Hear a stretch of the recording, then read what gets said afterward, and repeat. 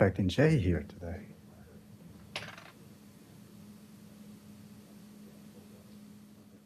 Recording in progress.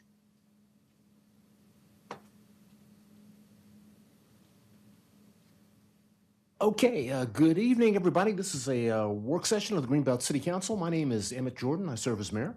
Kristen Weaver, Mayor Pro Tem. Jenny Pompey, council member. Danielle McKinney, council member.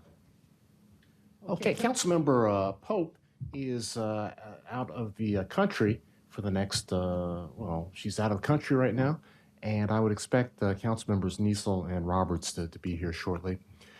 So, this is a work session, so are there any information items? I actually have two. I have I'd one. like to share. Okay, I have one. okay. Anybody else?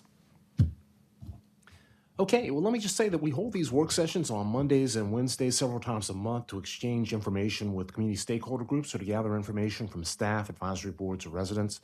No votes or formal actions are ever taken in work sessions. Our work sessions and meetings are open to the public except for executive sessions as authorized by state law so that residents and others can observe council's deliberations. We do strive to provide reasonable opportunities for the public to voice opinions on matters being considered, and we'll pause periodically for public comment. Usually pause every 20 minutes or so. During these times, if you wish to address council or make a statement or ask a question or comment, if you raise your hand, if you're in the room, after being recognized, you can go over to the podium. We need you to state your name and address, more or less, in the city of Greenbelt or wherever you're from. We need that for the minutes. If you are on Zoom, you can use the Q&A tab to post a written question, or if you raise your virtual hand after we recognize you and promote you, you can speak. And if you are watching on cable TV, watching on Facebook or YouTube, you can send us an email. Send the email to questions@greenbeltmd.gov, and we'll do our best to pick up on the email. It's kind of hard. We have a lot of different things going on. But as always, please limit your remarks to 3 to 5 minutes. 3 minutes. Speak on one topic related to the question under consideration. We ask that you avoid questioning the motives of others, and in general, please be civil in your remarks. We're all neighbors here. So tonight's work session is actually the last work session we're going to have. Council's going to be on sabbatical for about a month. It's not a month, it's 2 weeks.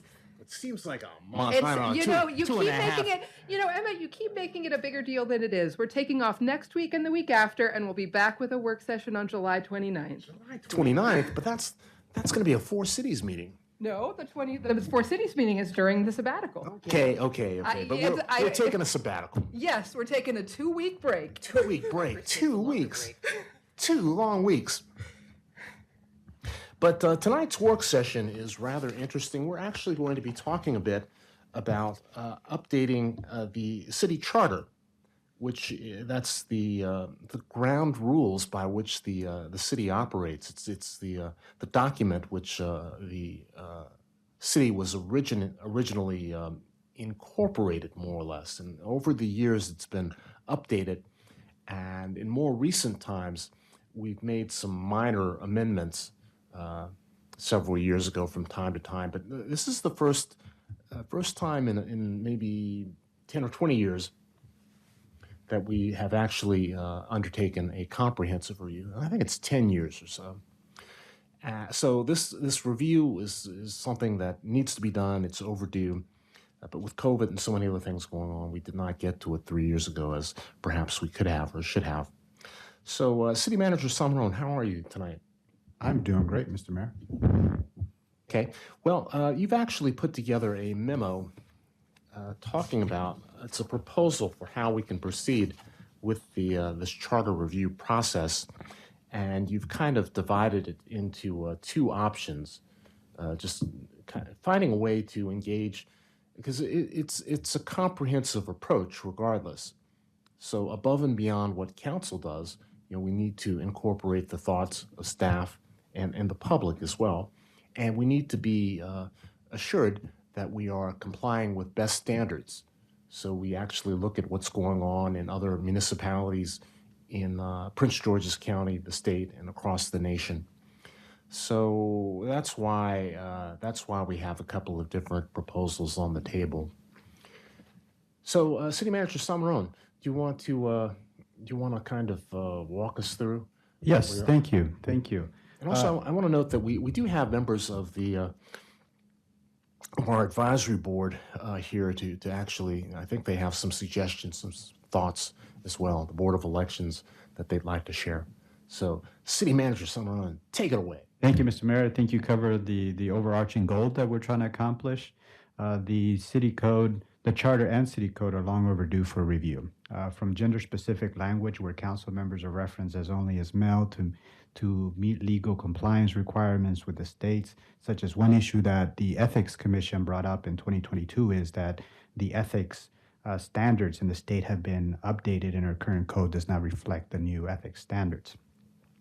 So the last amendment to our city code took place in September 26th of 2011. Since then, there have been significant changes to state law. I just mentioned the ethics standards, and that's one that we need to adopt. There are other challenges with our code. As you know, it exists in PDF format, and it can be difficult to cross-reference things. So we appreciate council support a couple months ago with the approval of the recodification and digitization of our code. So that's a technology-oriented project that would not address the things that this proposal is designed to address, and that is when speaking with our solicitor and reviewing the charter and what we need to do, he proposed two perspectives, which, Mayor, you have just referenced, that the solicitor and council looking at it through a legal lens and focusing on state and federal law requirements. The second perspective was to look at the administrative functions the administrative and functional lenses to ensure that our process, procedures, and practices match with what's in the code and making sure that they're compatible with each other, that the best practices that we're following are implemented in the code. After much discussion, we thought that there could not be a thorough review of charter and city code without including among the most important voices, and that's our citizens. So including the citizens' lens. And we thought about a procedure, a process for including those voices. And we have a lot of talent and expertise in our advisory boards and commissions that we should tap into, and then open up positions for the general public to play a role, and businesses. So hence, we're proposing a three-part approach to the charter review and code review, and that's to have that legal compliance, the staff review, and community advisory boards and commissions reviews. Before we get too far into the meat of tonight's work session, so what has to happen in order for us to update the charter? The charter can be amended through resolutions. So any amendments we make to the charter, we will need to adopt resolutions with 2 hearings by council. The city code would be updated through ordinances, updating existing code through ordinances or repeal and replacements of section of the code. Is there any sort of approval required from the county or from the state in order to finalize these updates? I do not anticipate that we'll be making changes that will require those approval. Particularly the compliance review, we're trying to match the state requirements, particularly in the ethics standards. So I don't see us doing anything that will be that will make us incompatible or in conflict with county or state law. Now, should we come to a change that required communication with county and state, we will review that on a case-by-case basis.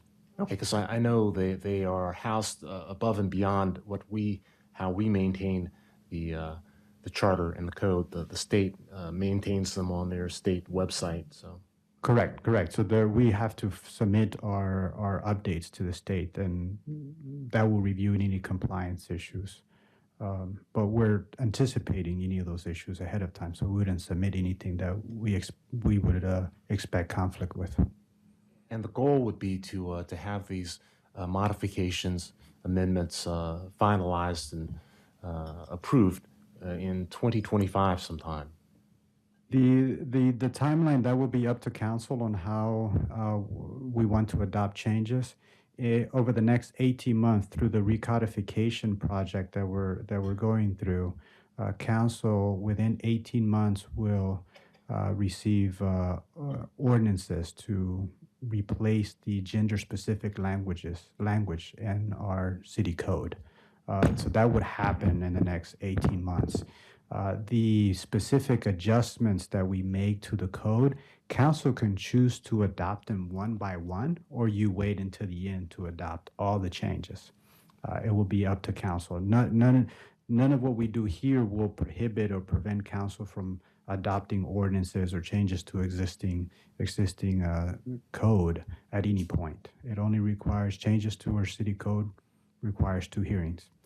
There's an interesting thing about our code that our code charter treats resolutions and ordinances the same, requiring 2 hearings. Okay, thank you. That sort of provides a really good context for our discussion. So please go ahead. I see there's a question for Mr. Roberts. Yeah, Mr. Roberts? Thank you. Well, I just want to get this out there early because I think it's something that I think there's a big problem here because I see very little resident citizen input here. You know, on your review staff, you have 3 council members, and you know that's the staff review. But then on the community commission, you only got 3 residents and 3 council members. Council members should not be on that commission. That's a conflict of interest. That's not. We need community input here, not city council input. So that should be, you know, the community commission should be citizens, not, you know, well, city council members are citizens, but we should not be on that commission. And I think that is a glaring thing for me. And because when I read the rest of it, I see very little, nothing hardly to say about, you know, what our residents have to say about this. And to me, that's what this is about. It's about how our citizens want to live in this community. Well, let's allow the city so I don't manager know to where kind you're of getting the 3 present city the council information members first, on then we that. can discuss it. Okay, I can address some of that. What we're thinking in terms of citizen participation on the community commissions is we've specifically outlined 3 residents, 3 businesses, or representatives from 3 businesses. The boards and commissions has 4 seats, which are made up of citizens. So when we look at the residents and representatives from boards and commissions, that is 7 individuals on the community commission. Now, this is a proposal. If council would like to expand this group to larger than the 15 or 20 that are proposed here, or if council wants to remove its 3 positions from the community commission, that is entirely up to council. I think there's a role for council members in the community commissions because council members play a liaison role to citizens and boards and commissions. So I think that it allows council members to bring in those voices. Now, I understand, Mr. Roberts, your concern that council members may have an influence in that process, and I think that is a valid concern.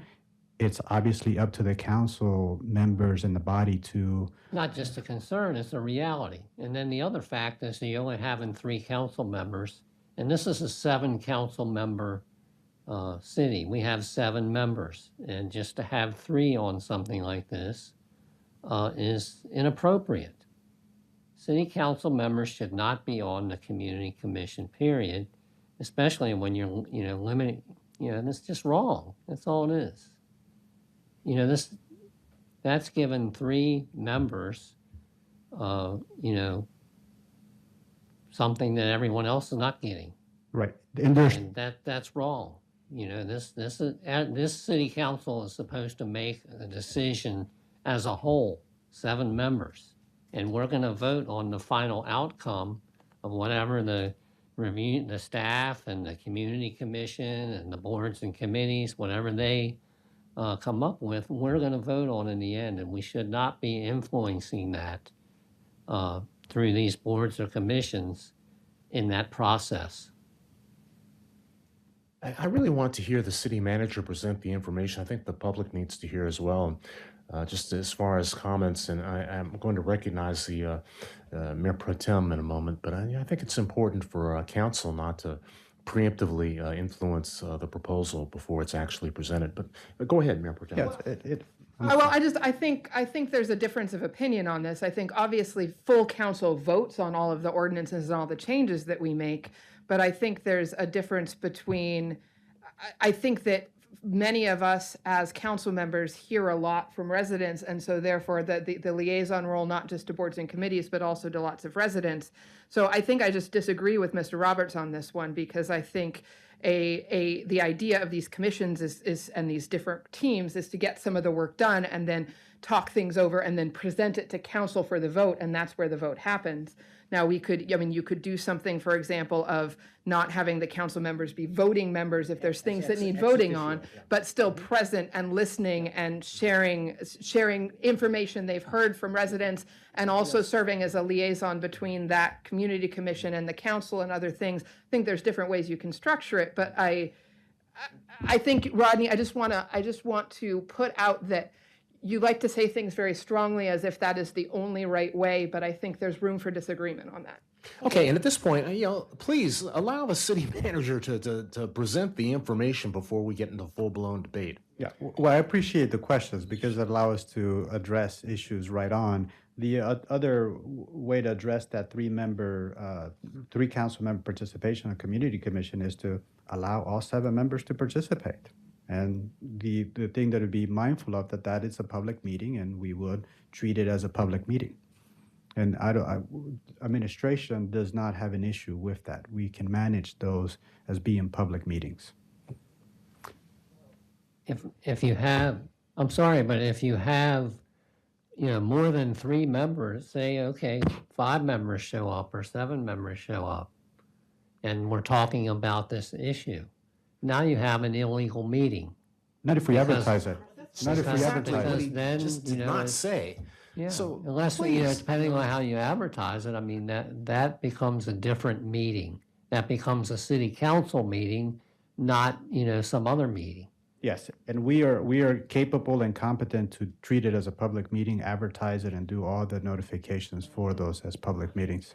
Council meeting, not a community commission meeting. And that's, again, I believe that's inappropriate. This is not, our role in this process. At Well, least. you're certainly entitled to your views. I, for one, would not anticipate participating on all these commissions other than listen. I think there's a role perhaps for staff or council members to serve as ex officio members, just to be there as a liaison.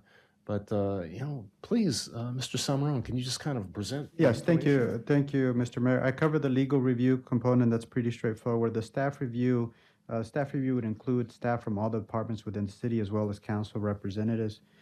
We'll review the charter from a city operational standpoint. Staff have intimate knowledge of the city's operations and will have the time and capacity for a deep dive as necessary. A larger commission will have an important role in reviewing the charter and findings of legal and staff review. And finally, the piece that it will be a focus for council is how does it want to structure this community board review? The larger commission of community members and advisory board members should review the charter from a community standpoint. This commission will review the charter itself as well as the city code and take a deep dive into findings that would then be reviewed by solicitor and staff to ensure that we are properly capturing the perspectives, feedback, and values that are being presented by the community commission.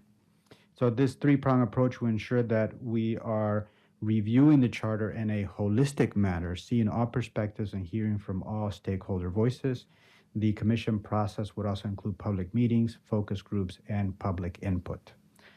Getting in terms of specific makeup of the different groups, the staff review team will be made up, or is being proposed to be made up of 11 members. That includes the city manager, the assistant city manager, 3 council members, planning and community development, human resources, finance, police, CARES, the DEI officer. The community commission, we're proposing 15 to 20 member commission that explicitly includes 3 residents, or representative, 3 residents, representatives from 3 businesses, 3 staff members, 3 council members, and representatives from 4 boards, advisory boards, and commissions. Okay, thank you very much. So the way you've broken this down and the reference to teams is not necessarily a functional outline of how these groups would operate. It's from my perception of what I've read, the idea is these are task force or working groups. So the idea in the way that they function, you have not proposed and we have not proposed that they are going to vote on different initiatives. Exactly how they're going to function, to some extent, is up to them. But at the same time, the level of activity in terms of meetings that isn't spelled out. That's determined by the consensus of what needs to be done, and working groups. So the goal is not; these are not intended to be public hearings necessarily, but it's more to get the work done. The information comes back to council, and any actions that are taken would need to, as far as an ordinance or resolution, would need at least 2 formal actions, 2 meetings, unless the rules were suspended and otherwise. So, conceivably, after these task working groups meet and come up with recommendations, they could and probably would still come back to council in a work session in order to move things ahead, and in the context of this 15-month process. Correct. And what you're getting as the specific scope. What we're clear about that we will review it in its entirety is the charter, is the city charter. We have over 40 documents that make up the city code, and that's a lot to tackle. There are 3 areas that are specific interest to the administration. That is the general provisions, the administrative code, planning and community development.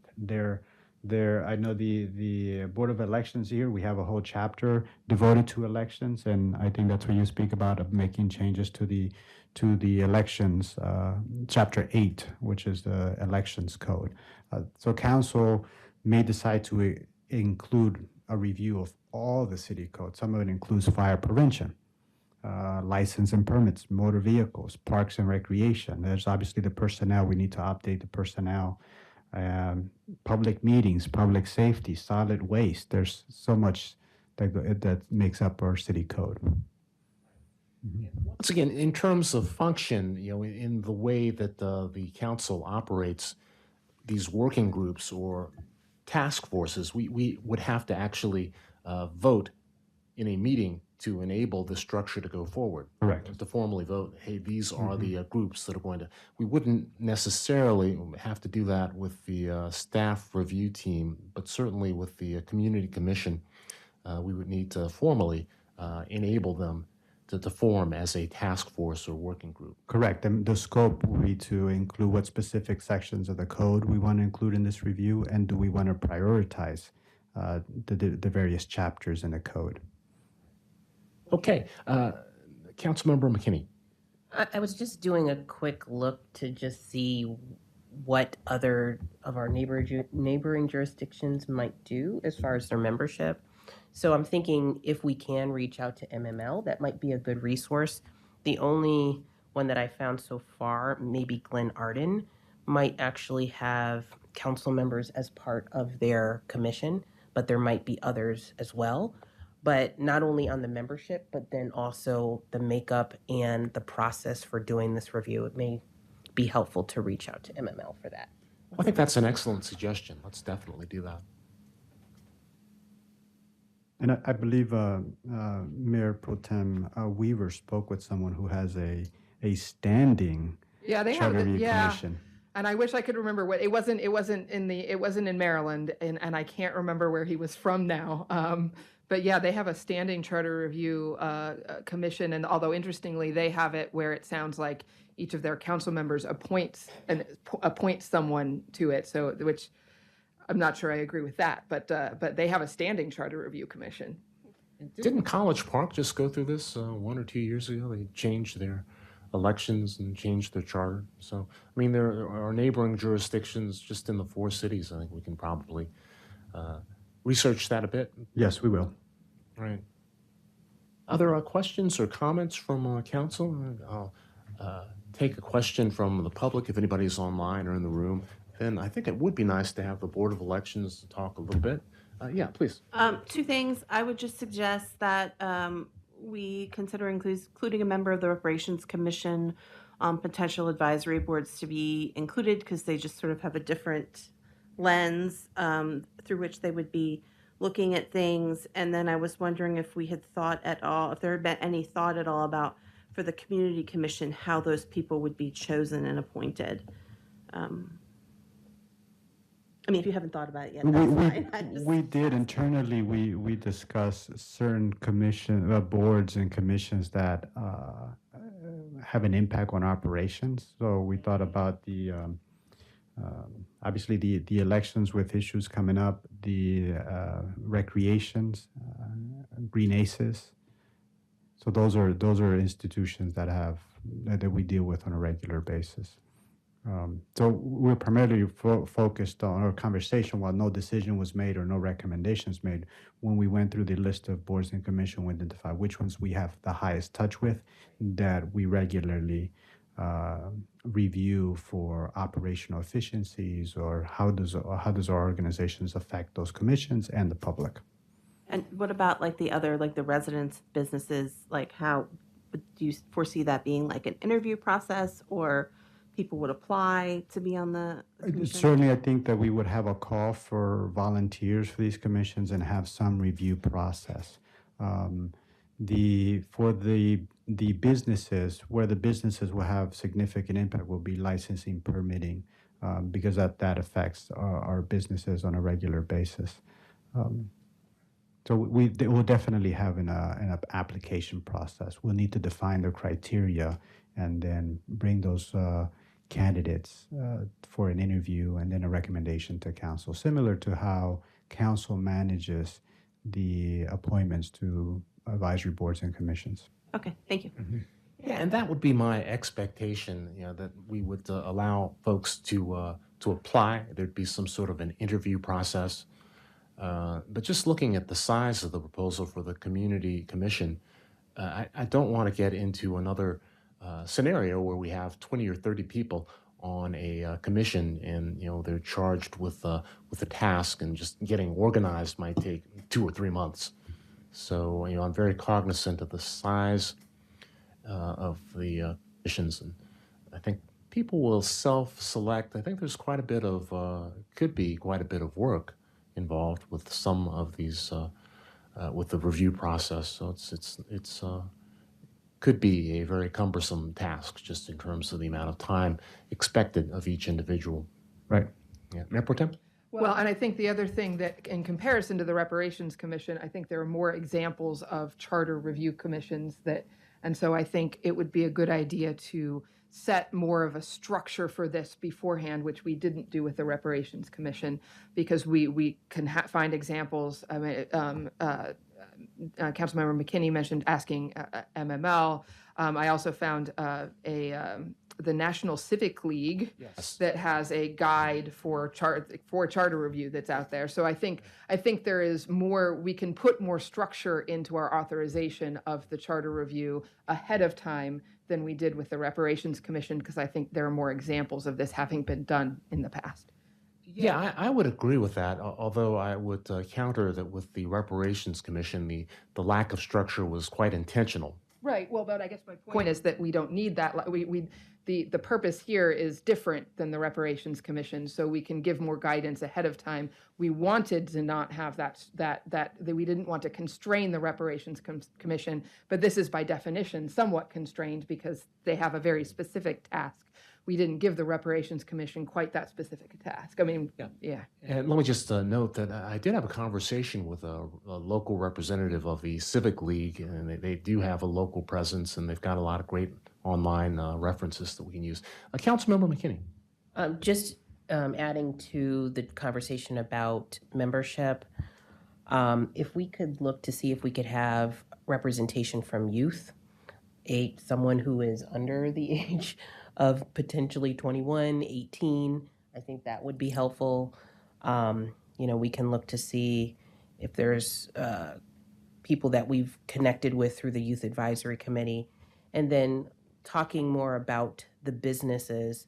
I would hope that we could not only look at having representation from small businesses as well as larger, more, so solo entrepreneurs, stuff like that, because they might have a very different take than someone who is representing a different business. And then finally, making sure that we are having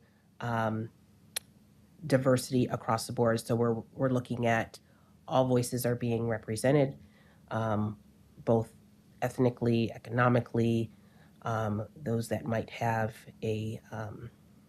that are from our disabled community. We just want to make sure that we have good representation.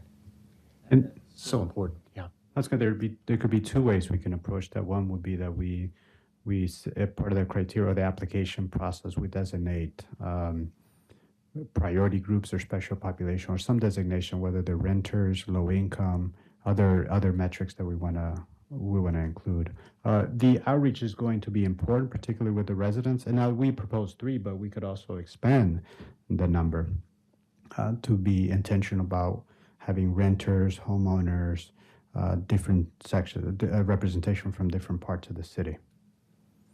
Yeah, that's all very important. Let me just say, our goal is not to rewrite the charter from scratch. Correct. It's to update it. Yeah. And I think just in general with a charter, it's a document that is intended to have continuity and to be based in the community. So, as far as respecting some of the intentions of the people that wrote it in the first place, that is something that should be kept in place. So we need to update the language. We need to make sure that it's legally compliant. We need to make some other modifications based on the community's desire. But the goal in this exercise is not to rewrite the charter.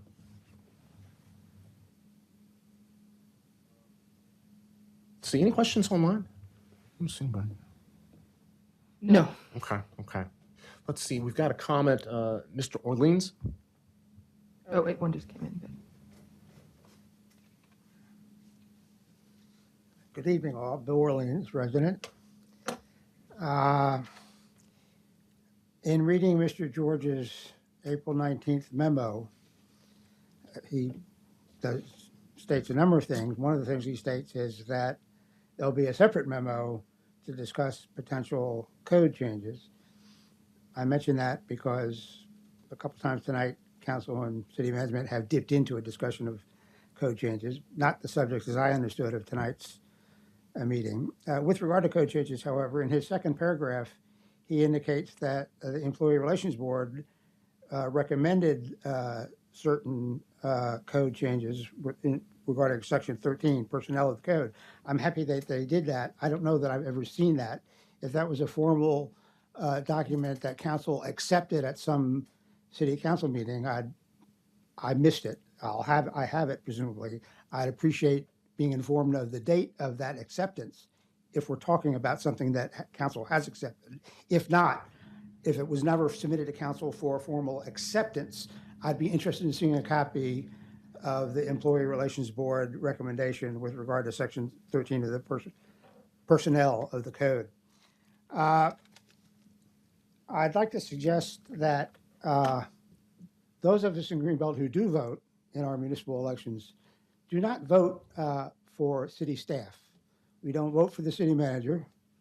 I might wish we could, but we don't vote for the city manager, nor the assistant city manager. We don't vote for any of the department heads. I can understand the reliance that the importance of council relying on city staff for information, but staff in Greenbelt, at least, is not supposed to be making these kinds of decisions. The charter is a political document. Council, those of us who do vote in our elections, vote on council to exercise the authority of your public office. If you're placing an over-reliance on city staff, then you're avoiding the exercise of the authority of your office, and you should stop doing that. Secondly, while I'm all in favor of small business or a large business, I would like them to be in Greenbelt. it's not their role, small or large, to be involved in the political charter of the city of Greenbelt. It's the job of residents and council, facilitated by ample and good, fine city staff in the specifics. I'd like to remind council and those residents who are here tonight or maybe watching that over the years, since I've been back, over the years, there have been several recommendations for charter change to council. And council thus far has never even had a hearing on such change. Several times, however, there have been votes on council to amend the charter without them having been recommended to council, suggesting to me that there's validity in what I've been saying for years, and that is council will amend the charter when it wants to, when it's in its interest, and chooses not to amend the charter when it doesn't want to because it sees such amending the charter not in its interest. I think Mr. George, fine city manager that he is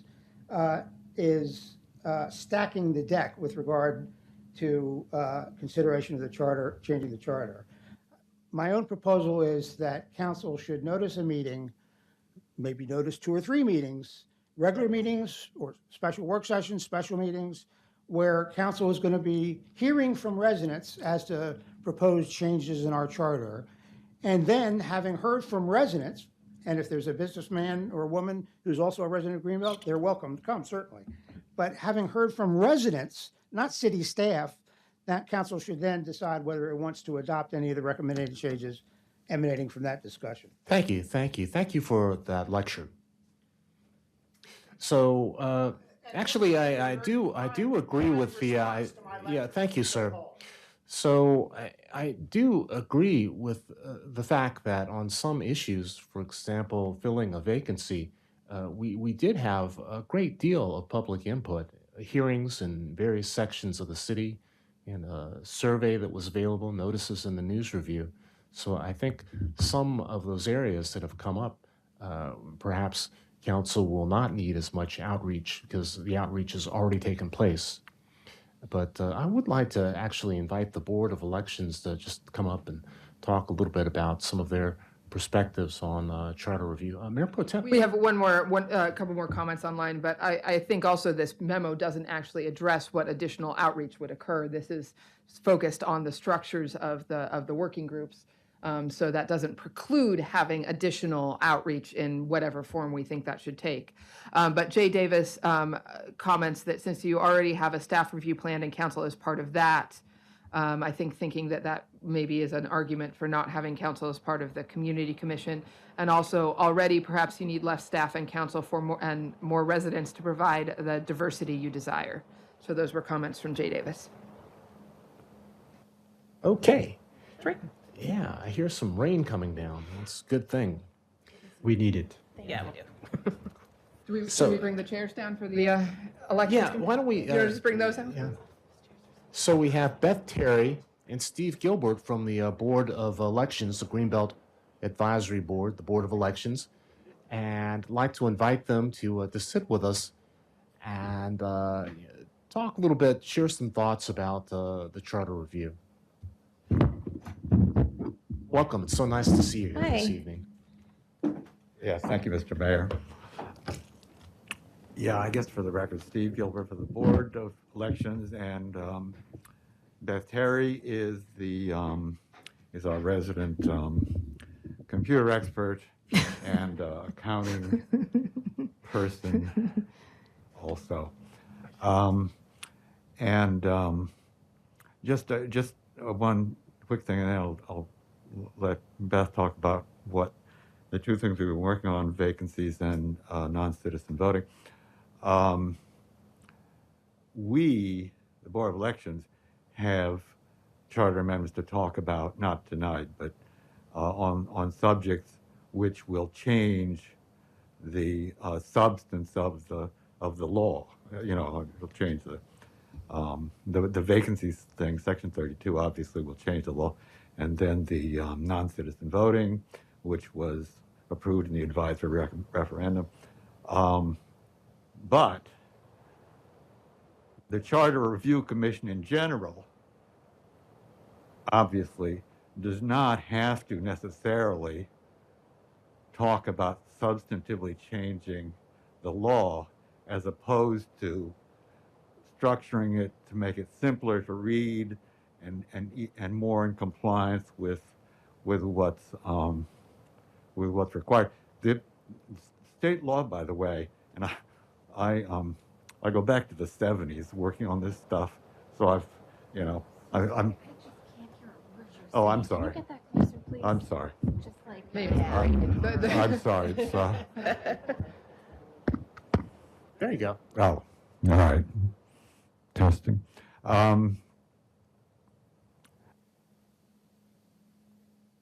You were talking about state City, law. yes, Yeah. the Maryland Constitution, Article 11E, like Edward, leaves a lot of discretion to a city how it structures itself, how many members you have on your council, whether you have a strong mayor or a weak mayor system, like there's a weak mayor system here. Whether you have districts and so forth, how you do the voting and so forth. There are only a couple of things. The Open Meetings Act is a requirement of all, that applies to all agencies, whether it's a city agency or a county agency or a state agency. But in general, you have a lot of freedom to change things as you see fit. So theoretically, you could amend the charter to change the number of members. You could have a different number of members. You can. And that did happen. That certainly did happen. There used to be just 5 when I started with the board. There were only 5, and now we have 7, and who knows how many we'll have in the future. But Beth has some things to talk about just briefly. I just, the main thing that I noticed when I read this document was that, I can't see everybody, was that the part where it says, after the work and preliminary findings are complete, the advisory boards would be provided the opportunity to review and comment. And I felt like that's sort of putting us down the line, and I kind of feel like advisory boards should weigh in sooner along with, it does say that these reviews will happen concurrently. Where does it say that?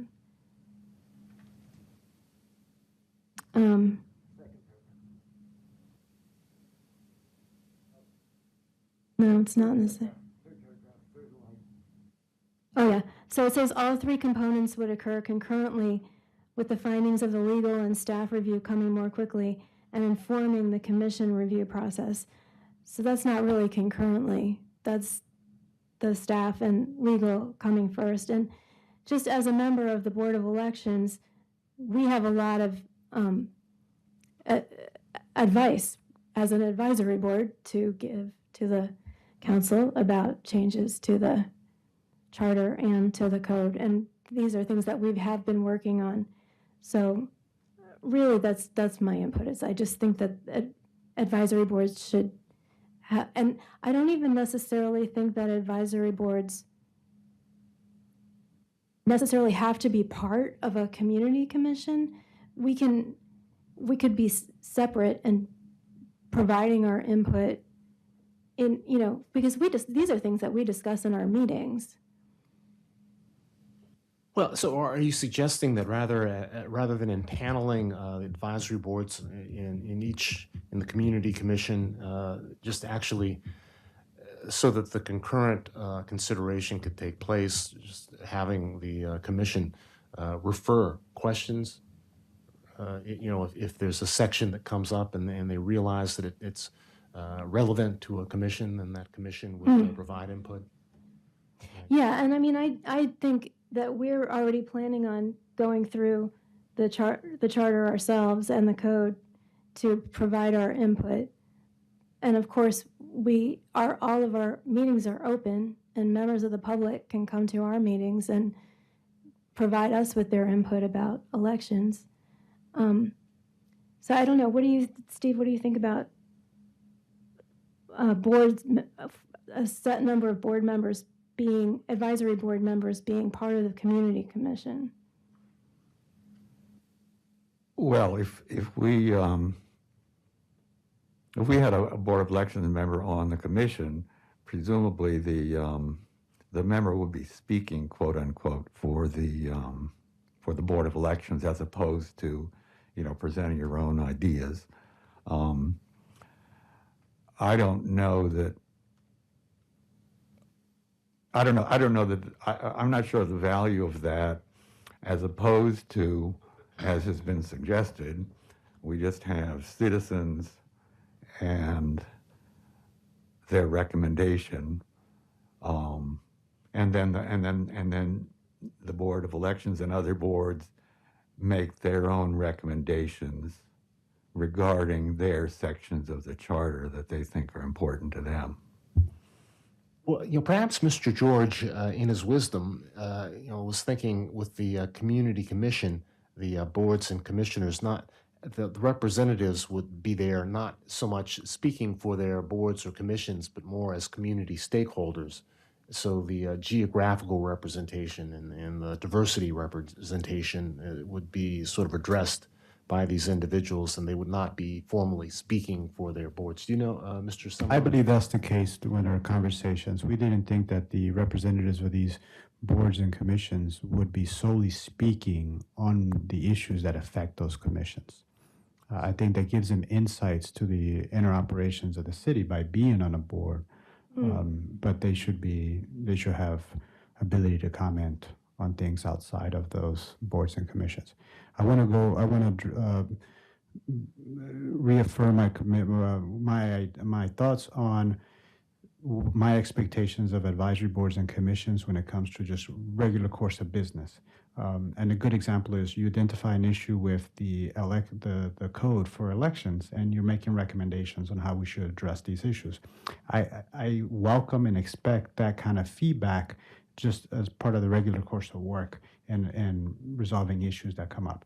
The Ethics Commission brought up similar issues that they think that we need to address, in the ERB has raised issues that we need to address through the code. And so I would expect that those things to just come up without having to go through a comprehensive charter review or code review process, that they would just come up as needed.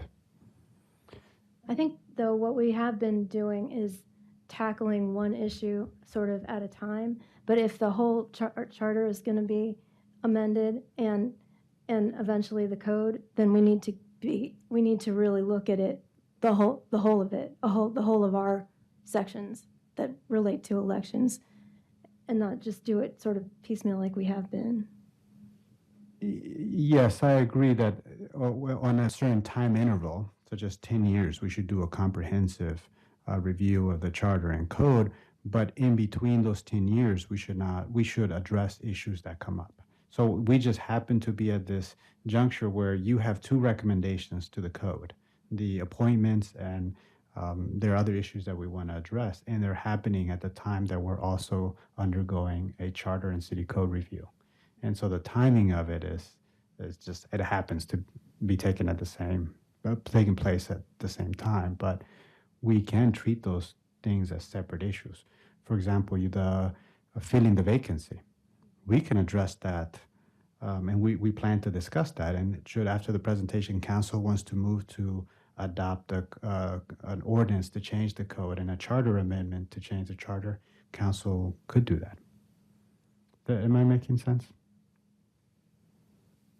Yeah, I think. Am I the only one? Yeah, no, I think I understand. What is the, I don't remember if this addresses the time frame. It does not. It does not. And part of it is because we haven't defined the scope entirely. We know we want to do a comprehensive review of the charter. The only timeline that we have now is the 18-month timeline with the recodification of our code, where we're going to digitize our code. So within that time frame, we can adopt amendments to the charter and the code and have them reflected on the digital version and the recodification process. But they can also happen after that. It just would then have a different process once our code has been recodified. Okay. Hey, just circling back to this idea with the boards and commissions. So the thinking is that they are not speaking for their board or commission necessarily, but more it's community engagement. They're just representatives, not just, but they're representatives of the community. So in the proposal, there would be 4 of those board and commission folks, 3 residents, and 3 businesses. So that's a total of 10 individuals that are meant to be a cross-section of the community. Correct. Okay, Mr. Roberts and Mayor Pro Tem. Well, I think the problem with, at least the way I see it, with having select members of any board or committee being appointed, and including the city council, on the commission, is that we have boards and committees and we have a city council where members have different opinions on different issues. So whose opinion is it that gets picked to be on that commission and have the influence on there to get what they want? As Mr. Orleans pointed out, this is a political document, really. And if anyone stands to gain from any changes in this, it would be city council members. So why would we have an undue influence when it comes to the community members, our citizens? We have to listen to them and then we get to make the final decision, but we shouldn't be driving that decision as far as our citizens are committed. And likewise with the boards and committees, I agree with the thought that they're kind of being, shoveled off until the end when everything is decided. And we all know that once you go through a process like this and something's decided, changing that might be an impossible task. So I strongly disagree with this, with how it's being structured, because we shouldn't be picking select members of the committee. We require our committees to make decisions as a whole. So all the members on that committee get to vote on a particular issue and have their input into it. And that way we get an honest view of what the board and committee is telling us. So I think the way we're structuring this is very flawed. Thank you.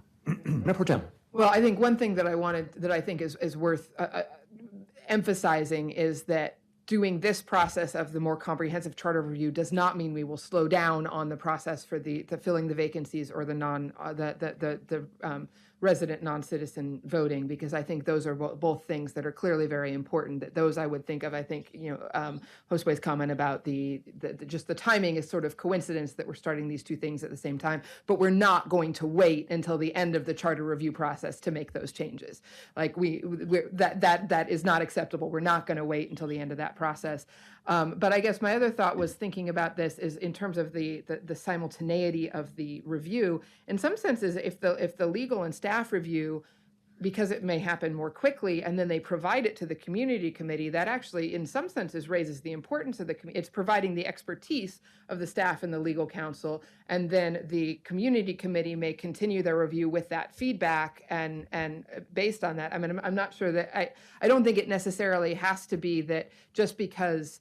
If they're all starting at the same time, the community committee is starting the review at the same time of legal and staff, but then the others, they provide their feedback, and the community committee is the one that wraps things up and presents the final recommendations to council. That actually raises the importance of that group in some senses, because they're getting sort of the final word after they've heard the expert feedback from staff and legal. I mean, that's one way to look at it. I think it depends on how you structure it. To kind of see it the opposite, because I feel like if staff and legal have come up with certain things, made certain proposals, decisions, whatever, I think once it's given to the community, I think they're going to be giving feedback on that, but not necessarily coming up with brand new ideas of their own.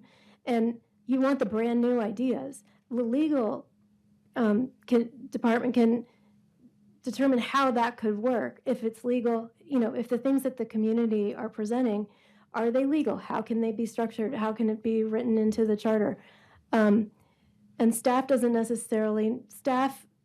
definitely, I think, should be part of it. They have because there are elements of the charter that affect them.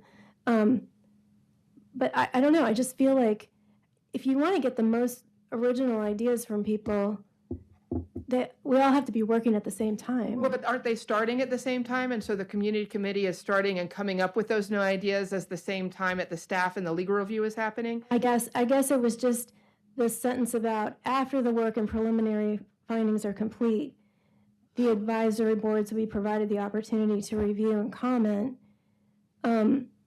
It just the way it's written, it sounded to me like number 1 and number 2 happen first. And I guess I saw number 1, 2, and 3 happening first, like so that after all 3 of these, the legal review, staff review, and community board review, then it goes out to all the advisory boards for additional comment and then comes back before the vote. I guess that's the way I was interpreting that, but maybe that's, yeah. Which I also don't, I think the advisory boards should be giving input much earlier in the process. I mean, I can sort of imagine a scenario where there's a legal review, staff review, and community commission, and at the same time, council requests the advisory boards to look over their sections of the charter, whatever sections of the charter affect them, and to provide their input within their meetings. Yeah, that is my thinking. I think that's a prudent way to go forward. I'll say it again, though. I am not looking to rewrite the charter from scratch. So, I mean, there's some obvious things that need to be changed. There are initiatives that have come up, bubbled up through the community over the past few years that need to be addressed. But as far as, going and there's a difference between going through this to make sure that the language is legal, it's best practices, and we're incorporating the current thinking. But, a charter is something that shouldn't be changing a whole lot every year, or every 2 years, or every 5 years.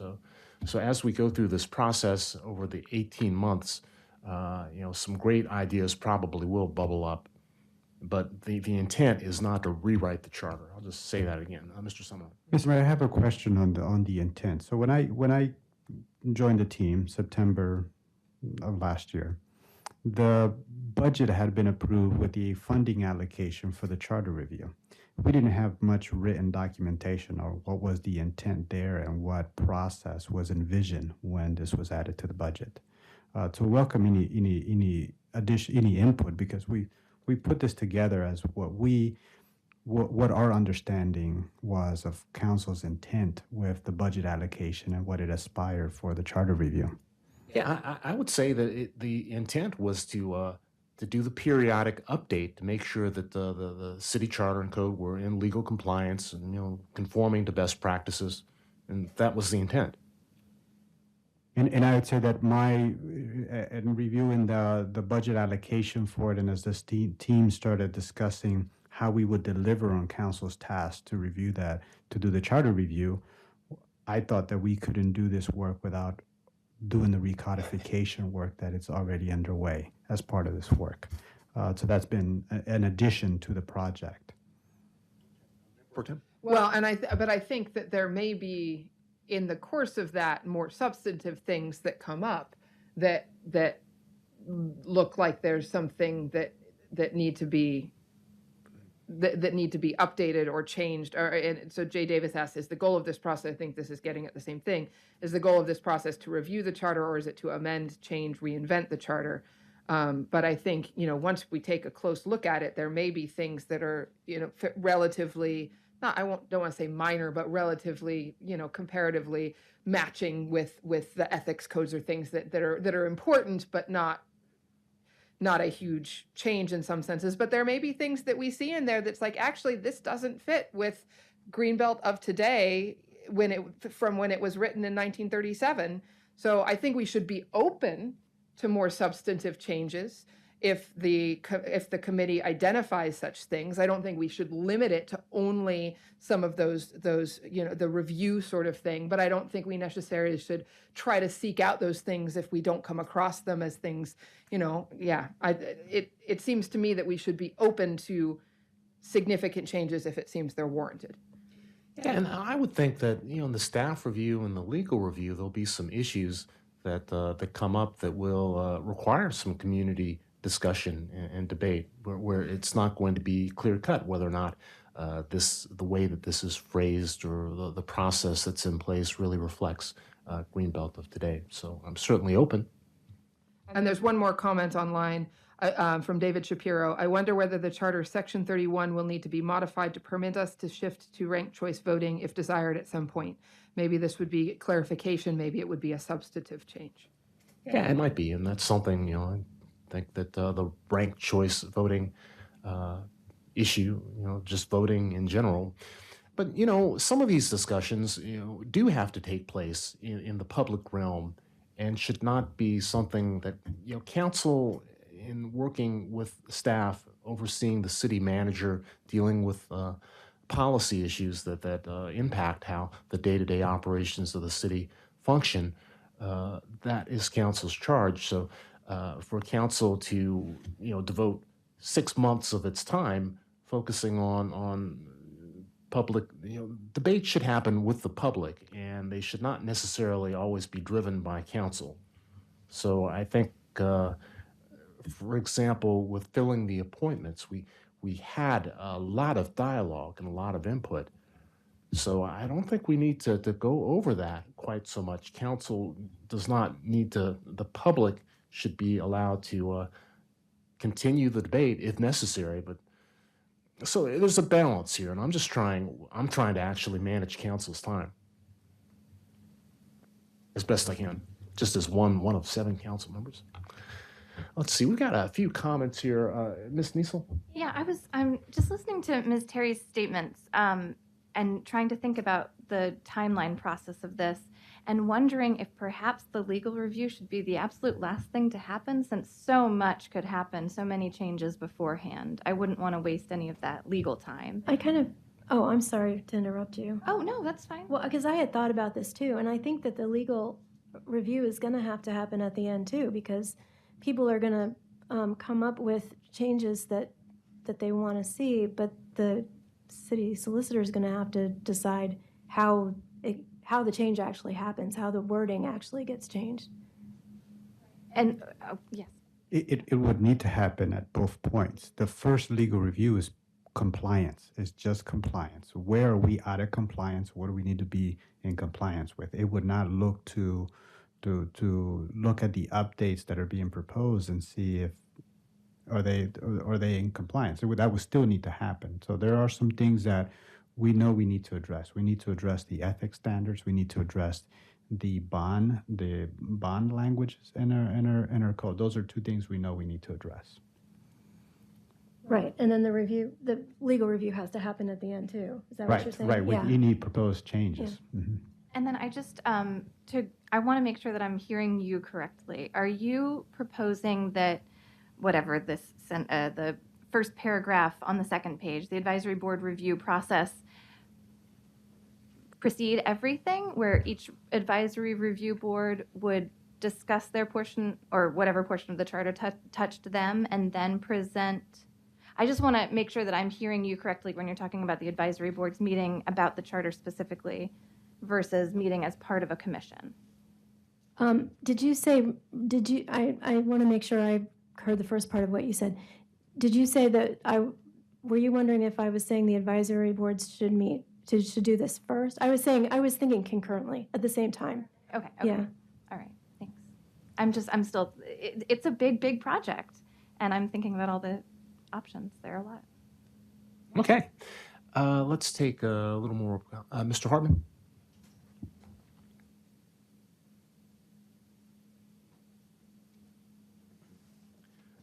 Michael Hartman, 2 Court Garden Way. I would need some clarity about this whole issue about the timing and the concurrence of the reviews, because I'm assuming that everyone would start with the current charter. But as the review process goes on and these changes are recommended or suggested or whatever, then when will people be able to respond to the proposed changes as opposed to the original charter? So it's a matter of which which version of the charters is people are responding to. Are they the original charter or suggestions from these various groups of people?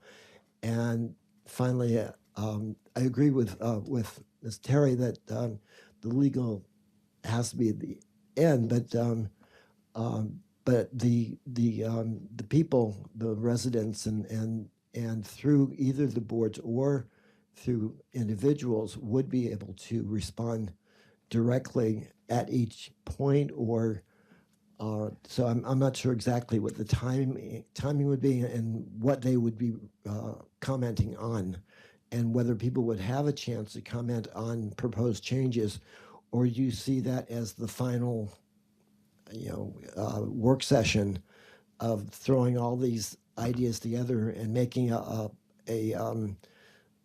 proposed charter, and then people respond to that and be able to bring up issues that they brought up previously, perhaps in a group that the group itself did not like or did not support an individual's feelings. When would that individual be able to comment and be heard by a larger group? Well, here's my tentative thinking. This is a work session, so we have a memo. There's been a proposal to council. We're just talking it over. And the next step would be for staff to take what comes out of this work session and bring it back to council. And we would have to actually take action to convene these working groups. So the working groups would be working once that happens, and that would likely happen in September sometime, possibly, if not sooner. So these working groups would be formed. We'd have to interview people for the community commission, and for anything to these groups would be working, and they would report out. So council would likely have another one or maybe two work sessions over the course of the next 18 months. So I'm just probably.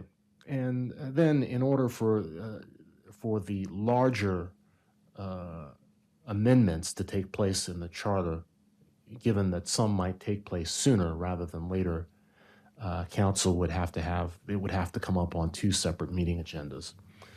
So I'm just thinking about council's time over the next year. It's a 2-year term. So I am really hesitant as we move forward to do this comprehensive review and to incorporate the best practices and best thinking of Greenbelters. I am not looking to spend 8 or 10 work sessions on this charter review. I would like to see a lot of the work take place in the context of the commission. So I'm just trying to be cognizant of time and focus, because we've got stuff that comes up all the time, and we don't have that much time to spend on a charter review. Got to get it right. Have to make sure that we're legally compliant with the state law, that we're up to date, the language is proper, and that the community's desires are implemented to some extent. But I, for one, I'm not going to sit up here and have 6 or 8 work sessions on the charter. I don't want to do that. I don't know how the rest of council feels about that. I just want to put that out now. Yeah, please. But I think you could think of it in an iterative process. If you sort of the first phase is starting with maybe the advisory boards and all of these groups working, and then they propose whatever changes and things they see, and then you sort of have a deadline at which all of the proposals come in, and then everybody else gets to look at everybody else's. That's sort of phase 2, and then that's where you get into the final decision. I think that is at least those 2 work sessions of council is all the groups go out, do their, and maybe we might not be able to do it in 2. It might take more than that. But, all the groups do their work, present it to council, and then there's a sort of a chance for a second round of feedback of, okay, well, what do you think of, what does the Board of Elections think of what that Board of Ethics proposed as changes, or what the commission, I think you could think about it deliberately in sort of let's get a lot of ideas, let's present them to everybody, and let's go back and get more feedback. And then only after that second round, then do we actually think about what we want to finalize in terms of amendments or proposals. I agree. That's kind of what I described. So yes. Yeah. I think, Amy, yeah. Oh, yeah, I just want to say that I'm very mindful of our time as well, but given that this hasn't been done for so long and there could be substantial changes that need to be made, I think it's really in our best interest of the city to give this its best shot and give it the time that it needs. Other comments? Yeah, I mean, I would agree. I think giving it the time that it deserves is important. I also think being able to provide some guardrails on how we're going to proceed so that we don't go into work session after work session. So I think there is a benefit to, as we were talking about before, we didn't give much guidance to the reparations committee and that was intentional. But in this case, we can, and that can kind of help the structure so that it doesn't necessarily go off trail and we can keep it to a schedule that works for the community. No, I appreciate that. Let's see, we've got a couple of additional comments here. From Jay Davis, she has a question online. I would hope the community commission would be primarily residents and resident business owners, perhaps a separate staff liaison and council liaison, board and committee review separate. Let's see, Mr. Fallon. Well, and of course, all the board and committee members are residents, so. Yes. So the proposal is 10 residents, really. I happen to be the same age as our president. I hope I'll give a better presentation. More important, Fine. a year ago, I became a grandparent for the first time, and I don't see my grandson often, but he has been here the last 2 days, and that's partly why I am late today and why I maybe haven't prepared as much as I might have liked to. I thank the council for initiating this process. I don't thank the solicitor all that much. I don't know what instructions the solicitor was given, but it seemed to be quite narrow. But I greatly thank also the city manager and assistant city manager for insisting on a third lens or perspective derived from community input.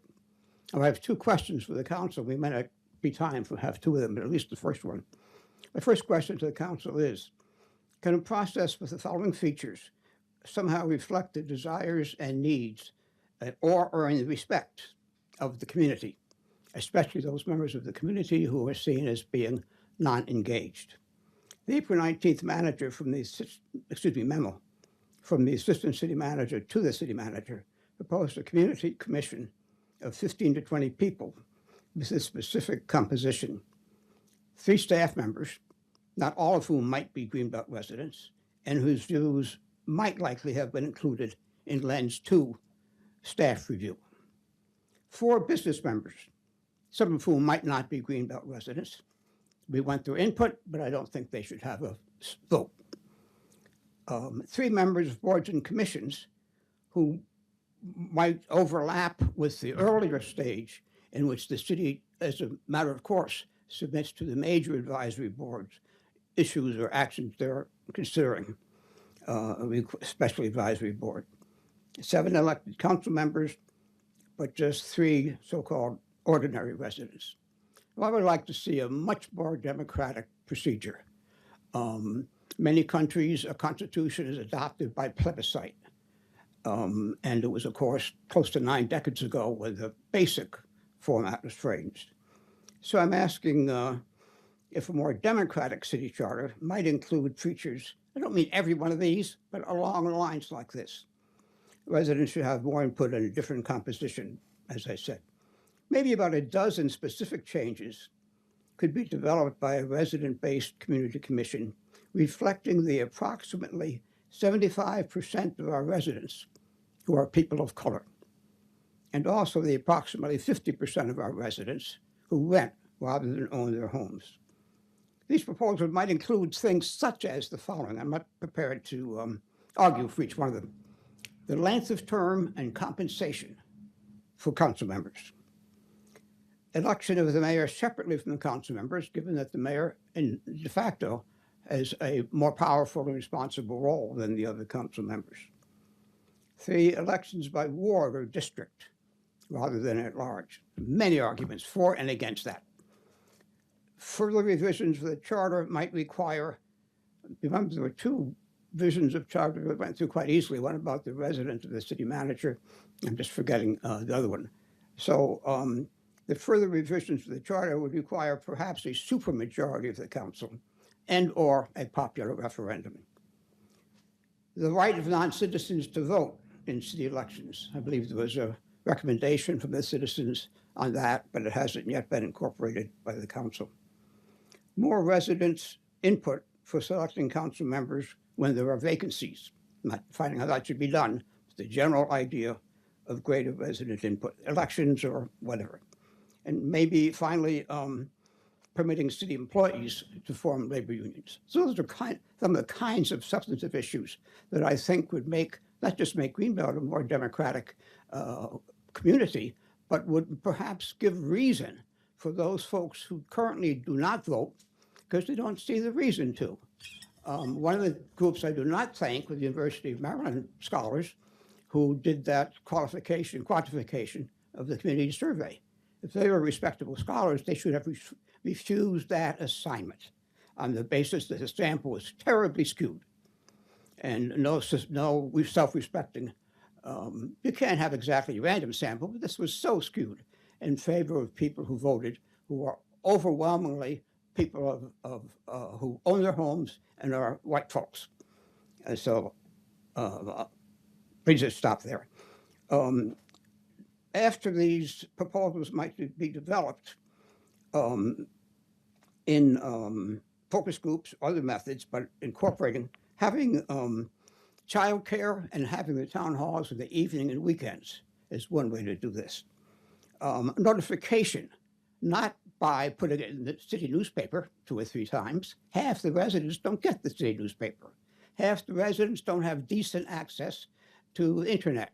So putting out something on the city internet or other bulletins or things like I subscribe to don't reach a whole lot of people.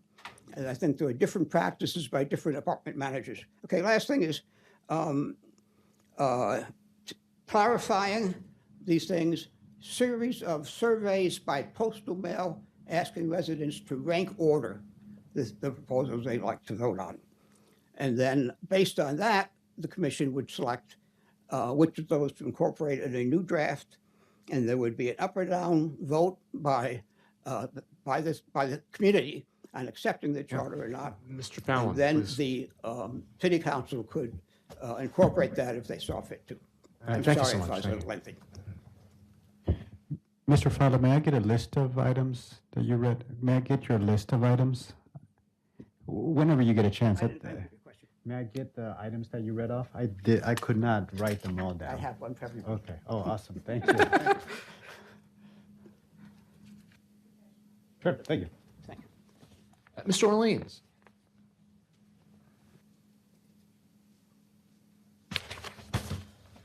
Thank you.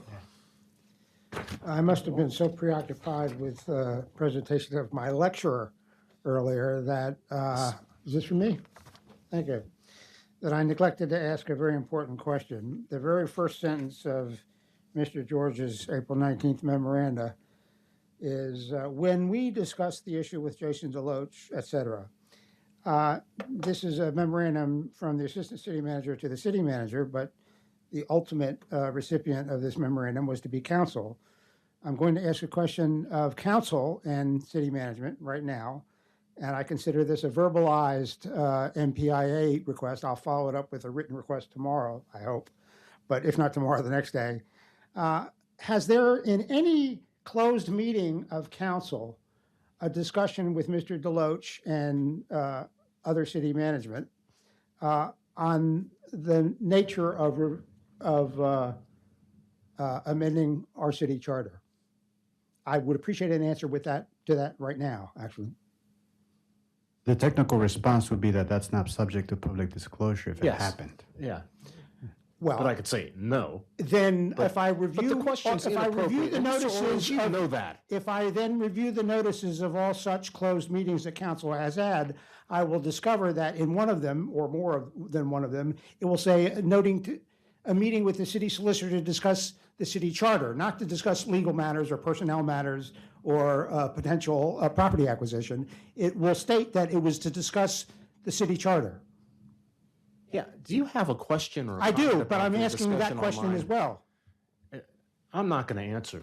So do you have a question or comment relevant to the discussion Well, right now? maybe the Please assistant make city it. manager answered the first part of my question by saying it's not subject to MPIA request. Will I find that in a notice of closed meetings, it will indicate that those closed meetings were for the purpose of discussing the city charter? During my time here, we have not published a closed session notice where the matter is to discuss a charter amendment.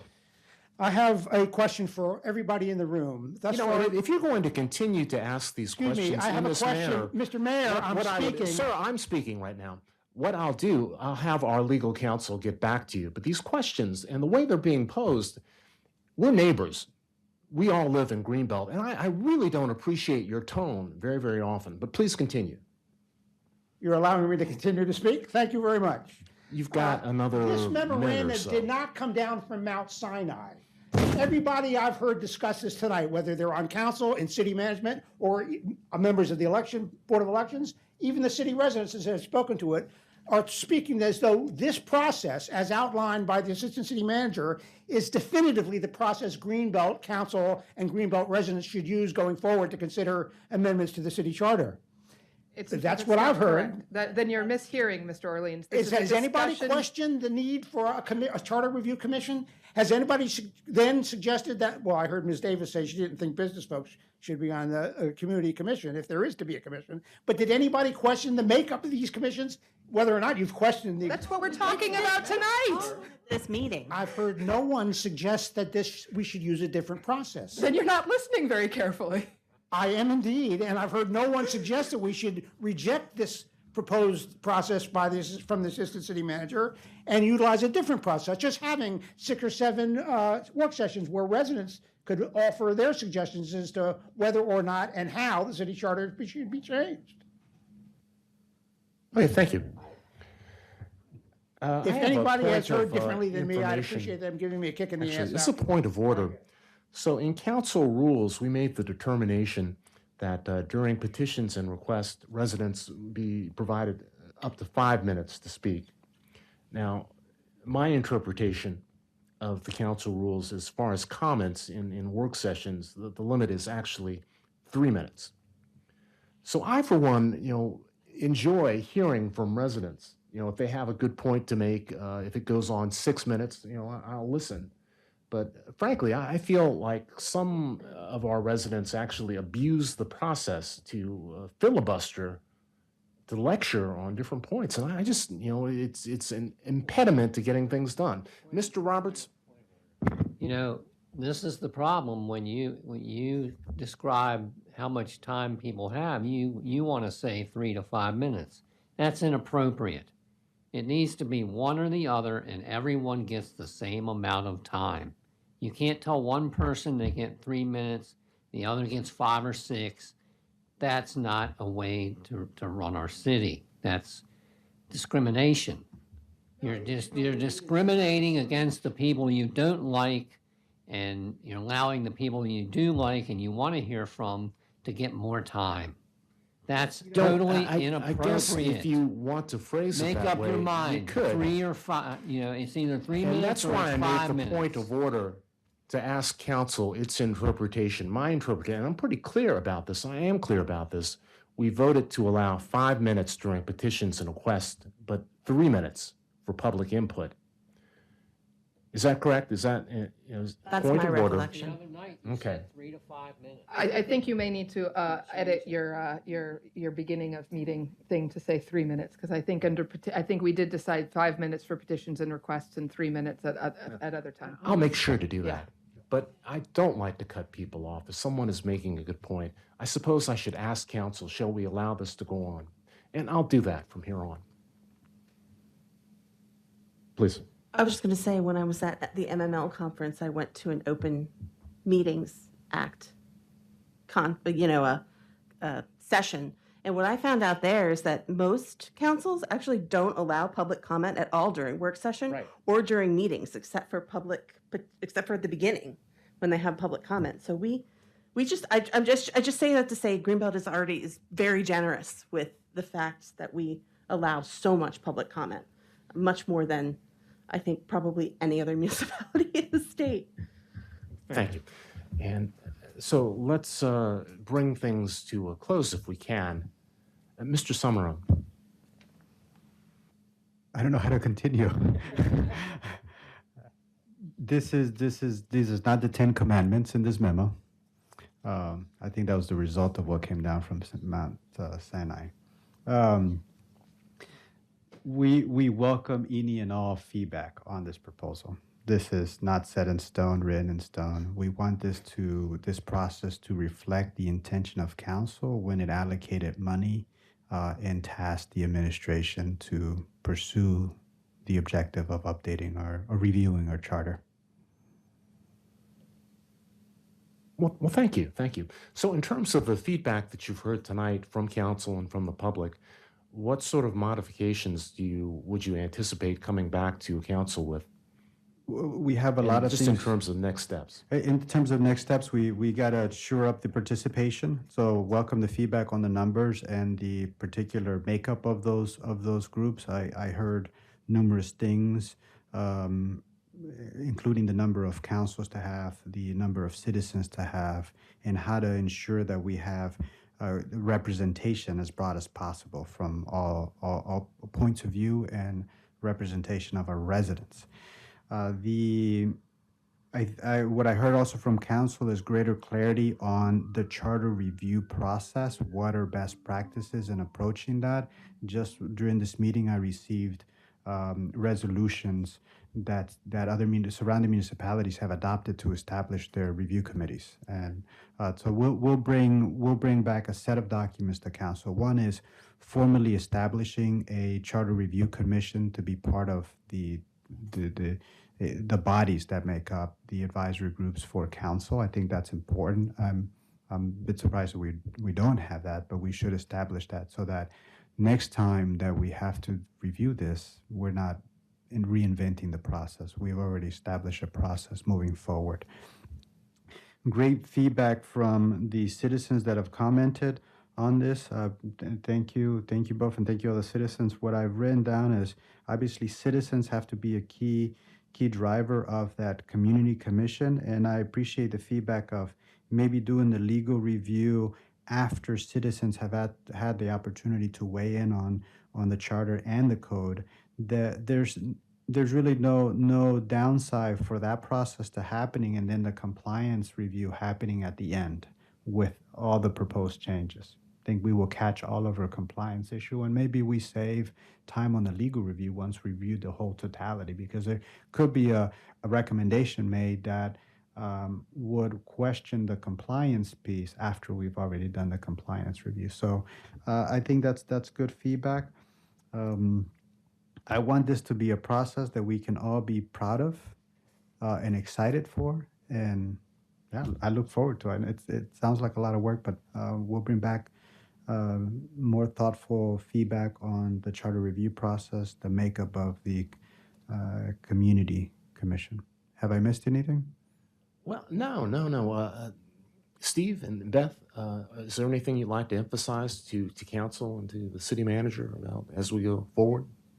Well, there is one thing that I thought of, which is just another way of saying what I'm trying to say already, which is that the advisory boards have a structure in place already.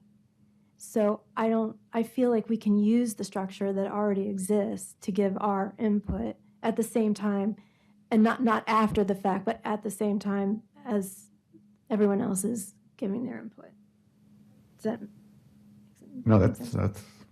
I think that's right. And as far as any other comments, I agree with what Beth was saying, that legal review and so-called compliance review should come after the substantive recommendations are. I just want to point out that Amy actually brought that up first. Oh, all right, sorry.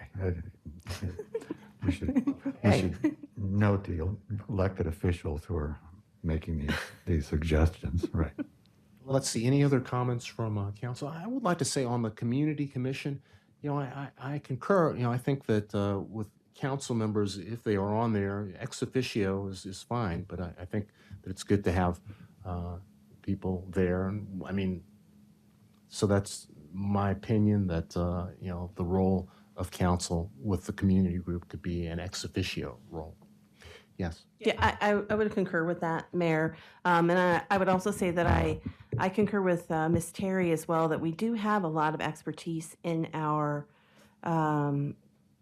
advisory boards, and we should really lean on that. That's why we have them here. And that's not at the exclusion of other residents. I think that there's certainly ways that we can make sure that other residents are included, having public meetings. I mean, I think there are many ways to do that, but I do think we do have a lot of expertise that we have cultivated in our residents, so. And the fact that the advisory board meetings are public meetings. They are, and we can do more to, like, if a board was doing a charter review, it wouldn't necessarily be, for example, a Board of Elections meeting. It would be a charter review meeting that you guys were chairing, some kind of thing, so people would know that that's what's happening at this meeting if they wanted to attend. Okay. Anyway. Well, thank you for your input.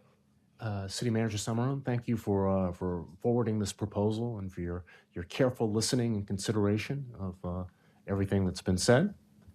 So at this time, I'd like to move to some information items. I have one. The weather it's been intolerably hot. It's been hotter than I can remember in quite some time. So I just wanted to talk a little bit to see what we've been able to do. And I know there was an issue in one of our apartment developments with the air conditioning. So it's going to continue to be hot for a little bit longer. I'm just wondering, we lean on the county a bit for cooling centers. Of course, our facilities are open during regular hours, but do you want to talk a little bit about the impact of the heat and what it's meant for city programs and city operations? Sure. I think we're seeing a heat wave and all kinds of climate-related issues throughout the country. The South has a major storm that's knocked out power for 1.5 million people. This morning, 1.5 million people were without power in the South. In the Midwest, are seeing cold temperatures, and on the East, we're seeing super hot temperatures. Locally, we're seeing several days of heat advisories, and that has putting a strain on multifamily units. Over the last 2 days, we got complaints that one of the local apartment complexes, the AC units, 12 of them, just stopped working. We followed up this morning with code inspections and working with property management. We were able to work with the property management to get all but one unit. This was as of 9 a.m. At 11 a.m. All but one unit get portable AC units to make up for the loss of their AC units. But I think that last one got one shortly thereafter. yes, Yeah. and so by noon we had resolved all the complaints that we had received. So all 12 units had at least a portable AC unit in their apartments. Now that's just one example, and for us, it was following up with the property management. The property management were doing their best that they could to resolve the issue. So they're troubleshooting the HVAC systems, repairing the units, and fortunately already had portable AC units on hand that they used on their property, and they were able to reallocate those. But not enough for this one additional unit, so they procured another unit. So those issues, we'll stay on top of those complaints and work with property management to ensure that the residents are getting the services that they're expecting from their property management.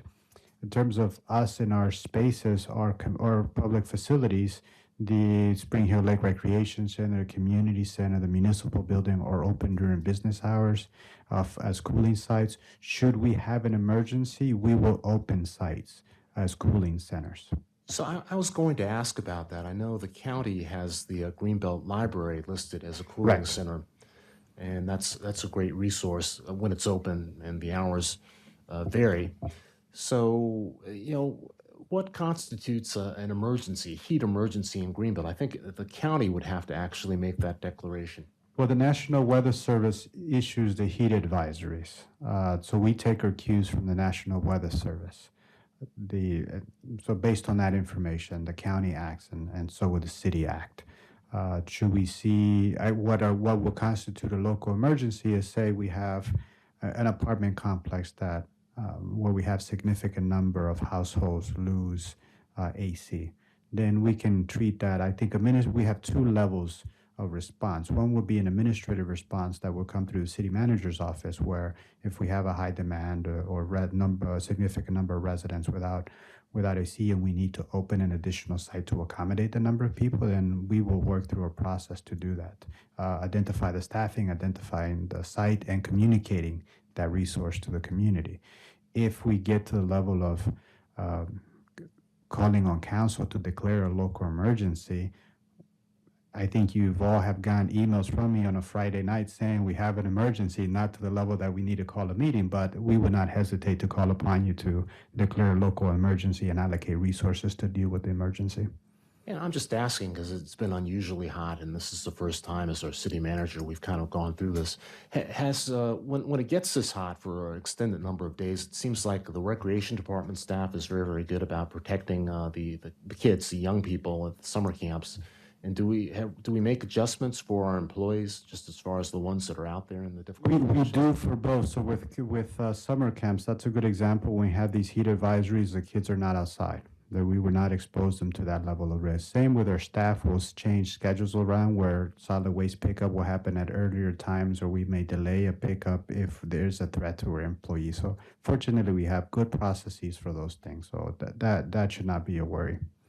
Sometimes with the rec department, if there's a program that's going to be outside, it actually gets canceled. It doesn't really take a declaration of an emergency to do that. It's just common sense. Correct. Yeah.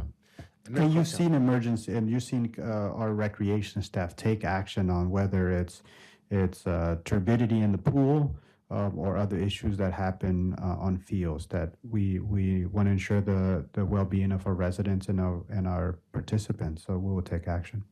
Mayor Pro Tem? Well, I was just going to comment because you mentioned that our facilities are open business hours, but actually the community center is open until later. I Correct, think yes. 9 o'clock or 9:30. Yeah. And then the aquatic and fitness center, I think, is also, and I think shorter hours on the weekend. And the aquatic and fitness center is also open, I think, until 9 most days, right? And so that it's not just until 5 p.m., I guess, is the point that I wanted to make. Yes, and related to that, those are the business hours for those facilities. Right, the business, yeah. Yeah, so when we say business hours for the community center, those are just Right, regular I- business hours. I just think that's where it's going. And I Yeah. feel like Chief Powers has also mentioned, I mean, I think you Yes. could go into the lobby of the police department at any time. So 24/7. if that's, that's someplace that's, that is available. If anybody, if it get really desperate and it's 2 a.m, you can go to the lobby of the police That's police correct. And department. if someone's experiencing a crisis, you can call the non-emergency number. As you said, the lobby, and there's a conference room, I think, in the police department where someone can stay if it's a crisis. Yes, that's correct, and our officers do provide transportation. One of the incidents we've seen it where we've had during the winter when there's extreme cold, we're not above, or we would provide transportation, figure out transportation to get someone to a shelter. Just wanted to talk about that a bit. Thank you. Thank you for all you do. You've got an information item as well. Yes, related to the fire and EMS response, I'm working on scheduling a few meetings. I have a meeting with the partners, that be in Berwyn Heights and College Park, this Friday at 9:30. We'll strategize around next steps and designing or constituting the stakeholder group that we previously discussed. So that's meetings happening this Friday. Chief Green's office had reached out to us for a meeting, so we'll let council know when that meeting with Chief Green's office takes place. Okay, thank you. Any other information items? Hearing none, let's call it a night. Thank you so much. Thank you.